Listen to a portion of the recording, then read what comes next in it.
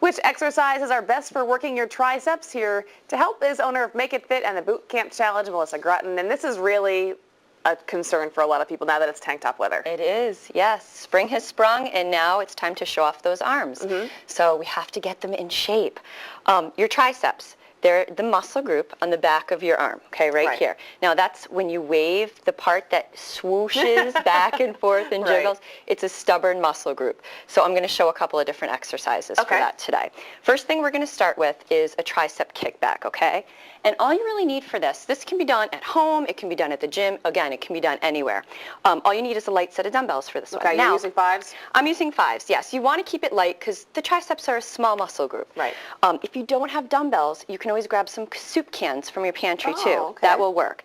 So what you want to do here is you want to bring one leg out and the other leg back. It does not matter which one is forward. You want to stand up nice and tall. Your abs are pulled in, belly button towards your back. Shoulders are back.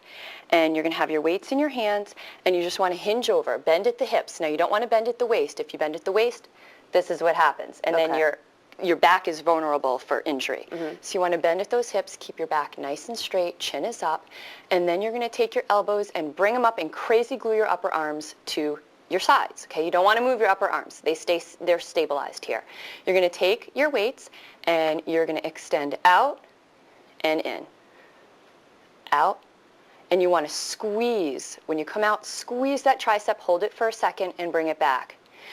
These exercises, too, the slower, the safer, and the slower, the better, the more effective. The slower you do it, the harder it is, too, because you can certainly just go whipping them back like that, and you're really not doing yourself any favors. It's so true. And what you want to be careful of is letting momentum take over. You don't want to do that. Right. Crazy glue those arms, elbows extend out, and in.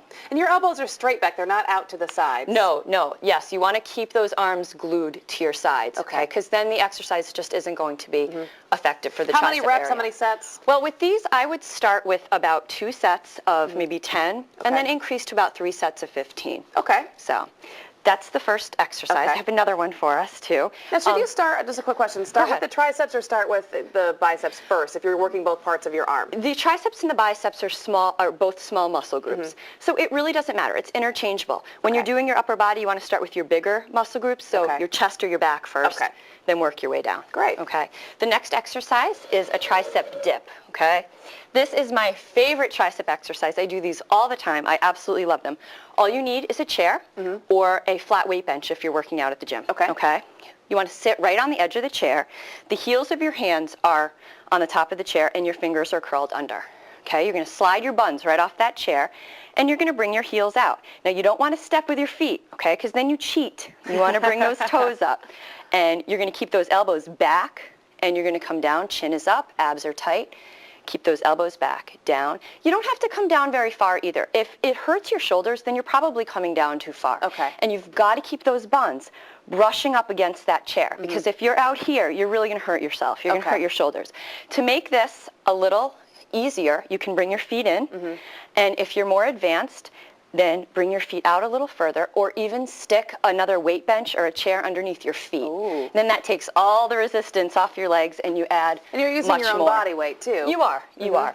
And they're hard. They're very challenging, but they do work. You want to stretch them afterwards? Absolutely. Always stretch out really well after your workout. And you've got a new boot camp challenge launching. I do.